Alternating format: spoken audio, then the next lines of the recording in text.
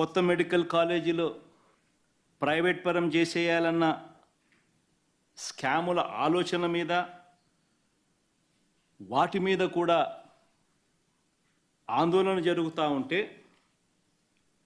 ముగ్గురు సీనియర్ అధికారుల మీద సస్పెన్షన్ వేటు వేస్తూ అది ఇంకొక డైవర్షన్.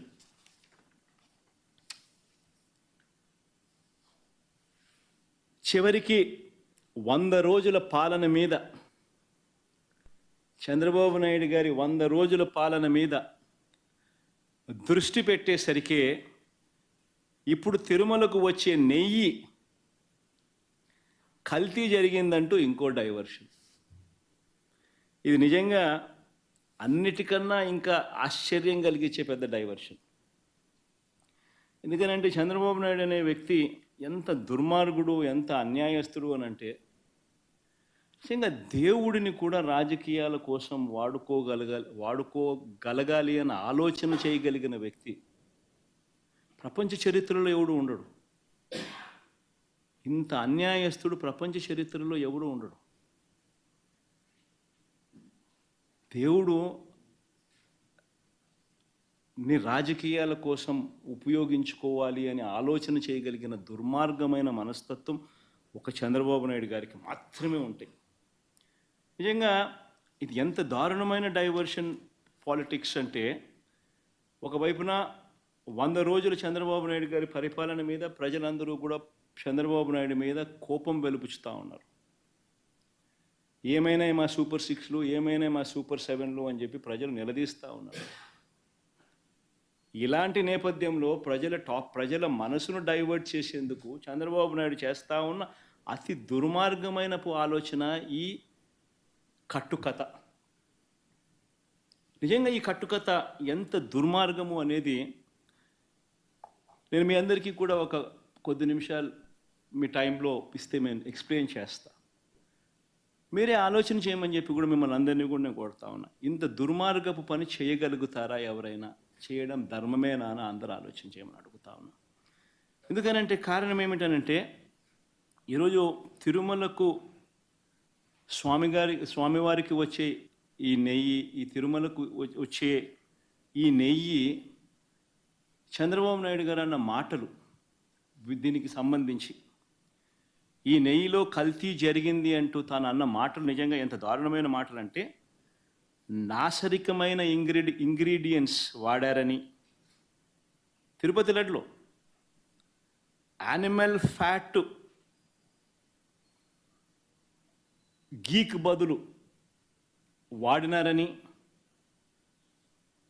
ఇదే పెద్ద మనిషి చంద్రబాబు నాయుడు ముఖ్యమంత్రి హోదాలో ఉంటూ ఒక ముఖ్యమంత్రిగా తాను మాట్లాడిన మాటలు ఇవి. నిజంగా ఒక ముఖ్యమంత్రిగా ఉన్న వ్యక్తి ఈ మాదిరిగా అబద్ధాలు ఆడడం ధర్మమేనా? కొన్ని కోట్ల మంది వెంకటేశ్వర స్వామి భక్తులు దేశవ్యాప్తంగా కాదు ప్రపంచవ్యాప్తంగా ఉన్నారు. వారందరి మనోభావాలను ఆడుకోవడం ధర్మమేనా? నిజంగా అసలు ప్రొసీజర్ ఏంది, ప్రక్రియ ఏంది, ఎలా జరుగుతుంది అన్నది నిజంగా కూడా అందరూ ఒక్కసారి ఆలోచన చేయాలి. ఈరోజు ఈ నెయ్యి సప్లై చేసే ఈ కార్యక్రమం ఏదైతే జరుగుతూ ఉందో, ఇదేదో కొత్తగా జరిగే కార్యక్రమం కాదు. ఇది ప్రతి 6 నెలలకు ఒకసారి ఇది రొటీన్గా రెగ్యులర్గా జరిగే కార్యక్రమం. ప్రతి 6 నెలలకు ఒకసారి ఆన్లైన్లో టెండర్లు పిలుస్తారు. ఆ ఆన్లైన్లో పిలిచిన టెండర్లకు ఆధారంగా కంపెనీలు కోట్ చేస్తాయి. L1 ఎవరికి వస్తారో వాళ్ళని బోర్డు అప్రూవ్ చేస్తుంది. ఇది రొటీన్గా 6 నెలలకు ఒకసారి రొటీన్గా జరిగే కార్యక్రమం. మరి రొటీన్గా జరిగే ఈ కార్యక్రమం ఏదైతే ఉందో, దీనికి సంబంధించి ఆ క్వాలిఫికేషన్ క్రైటీరియా ఇటువంటివన్నీ కూడా కొత్తగా మార్చింది ఏమీ ఉండదు. ఎవడు మార్చేది ఏమీ లేదు, కొత్తగా మార్చింది అంతకన్నా లేదు. ఎప్పటి నుంచో జరుగుతున్న ఈ క్వాలిఫికేషన్ క్రైటీరియా. తిరుమల తిరుపతికి సంబంధించిన వెంకటేశ్వర స్వామికి సంబంధించిన లడ్డు అనేది ఎంత ప్రసిద్ధి కాంచిన లడ్డు అంటే, దానికి సంబంధించిన లడ్డు తయారీలో వాడే ఈ నెయ్యి కానీ, వాడే ఇంగ్రీడియంట్స్ కానీ, ఇవన్నీ కూడా దశాబ్దాలుగా జరుగుతూ ఉన్నాయి. ఇవన్నీ ప్రొక్యూర్మెంట్ ప్రాసెస్ అనేది ఇదేం కొత్తగా ఎవడు వచ్చి చేసేది ఏమీ లేదు, ఎవడు కొత్తగా దాంట్లో ఏలు పెట్టేది లేదు. రొటీన్గా జరిగే ఈ కార్యక్రమం, ఈ 6 నెలలకు ఒకసారి రొటీన్గా జరిగే కార్యక్రమంలో ఎవరు L1గా వస్తారో వారికి ఇస్తారు.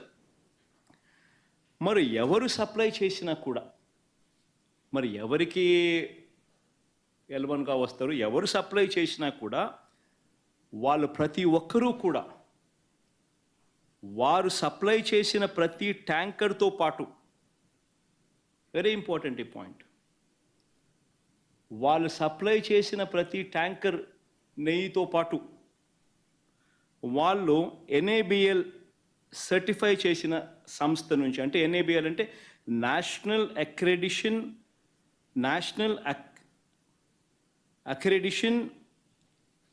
NABL national accreditation board for labs, national accreditation board for labs certify చేసిన సంస్థ నుంచి ప్రోడక్ట్ క్వాలిటీ సర్టిఫికేట్ తీసుకొని రావాలి.